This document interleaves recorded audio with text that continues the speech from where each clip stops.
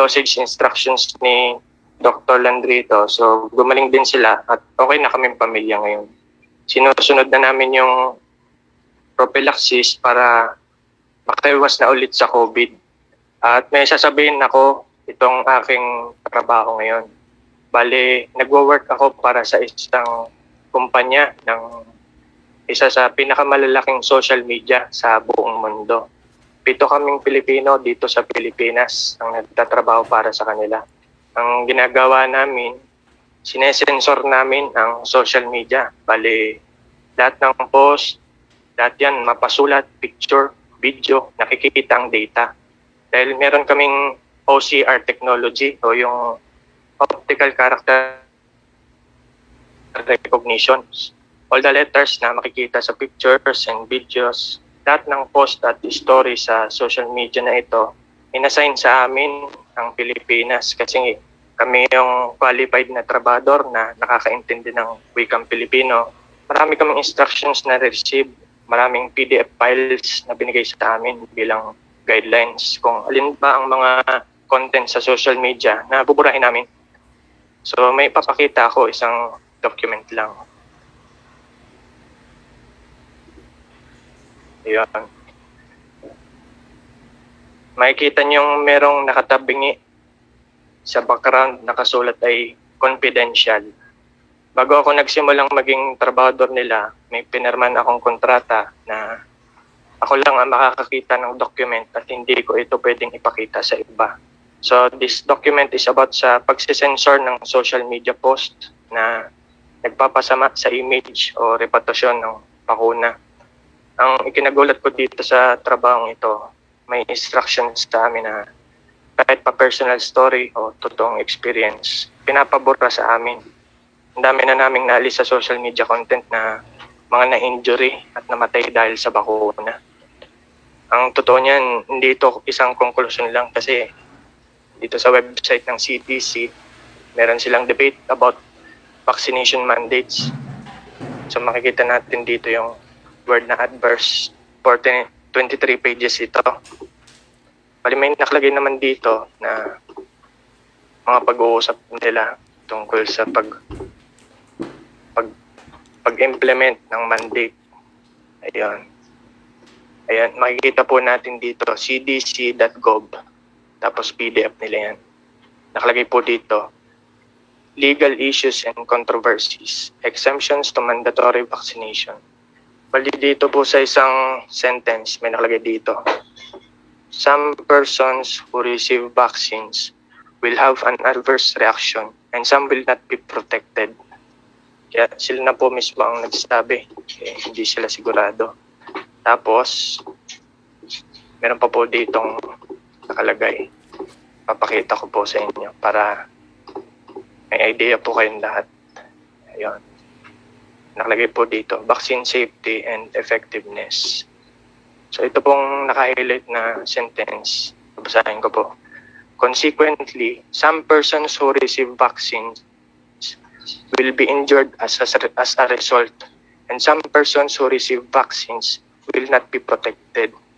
So, galing po mismo ito sa CDC na website. Tapos ito naman pong Department of Health na website. Nakalagay po dito. How long will the immunity provided by the vaccine last? Tapos, basahin po natin yung first sentence. Sabi, due to the relatively short observation period for phase 3 trials, the actual duration of immunity that the vaccines provide is currently unknown. So hindi po sila sigurado kasi lalo ito nasa phase 3 pa lang tayo. At sa FDA na website, yung clinical research several months, phase 2, several months to 2 years. Tayo po ngayon sa Pilipinas at sa buong mundo ay nasa phase 3 na. Ito po yung maabot ng 1 to 4 years. Hindi, meron pa po tayong phase 4. Kaya talagang masasabi natin na experimental. Yun nga, kung i-connect ko dito sa aking trabaho, papakita ko po yung ito. Ayun, paalala lang po na Hindi po ako pro or anti-vaccine, neutral po ako. Gusto ko lang pong ibahagi kung ano itong trabaho na pinapagawa sa amin ng social media company na ito sa bawat bansa sa buong mundo. So ipapakita ko po yung part ng document na may instruction sa amin na alisin lahat ng social media content na nakakasira sa reputasyon ng bakuna kahit patotoong nangyari. So ito na po yung sinabi ko na napakarami naming na-delete na post. Ito. Zoom in ko po. Bali 15 pages po itong instruction sa amin. Ayan. Nakalagay po dito. Potentially true events or facts that raise safety concerns from isolated events. Kasi nga, pinipigilan po na magkaroon ng issue tungkol sa ganyan, sa bakuna. Kasi under po tayo ng public health state of emergency, and dyan po yung emergency use authorization. Kaya kung kahit na po may injury o mamatay dyan sa vaccine, ayos lang kasi marami na naman namamatay sa COVID. Kaya pagpapabakuna po ay personal decision. At ito pa po, ang document na ito ay may instructions din sa mga katrabaho ko sa lahat ng bansa. Pinapaalis po nila sa amin, sa social media, ang mga content na eksaktong nagsasabi na mas effective kaysa sa bakuna ang ivermectin at hydroxychloroquine. Ito po yung itsura ng platform kung saan nila kami pinapalagin. Yan. Tinago ko po yung link para huwag na natin mapangalanan yung social media. Ito pa yung isa. Ito po yung itsura ng platform na ginagamit namin para magbura ng mga post sa Facebook. Lahat po yan ay nakita namin. Ayan. Lahat po ng kumukontra sa bakuna. So yung instructions po na burahin namin lahat ng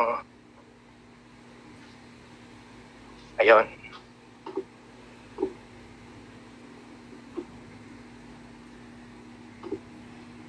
Low efficacy, concerns about how effective the vaccine is, and suggesting there are other treatments better than the vaccine. So dito po sa third bullet point, content suggesting that alternative medicine or treatments, including ivermectin, hydroxychloroquine, are more effective than the vaccine. So yun po yung instruction sa amin. Kasama yan sa aalisin. Nakapagtaka lang specific na binanggit yung ivermectin at hydroxychloroquine. Kaya dito na po ako nag-isip kasi bago pa po ako makuha sa trabahong ito, napagaling na po kami ng ivermectin at nag-detect na po kami ng prophylaxis matagal na.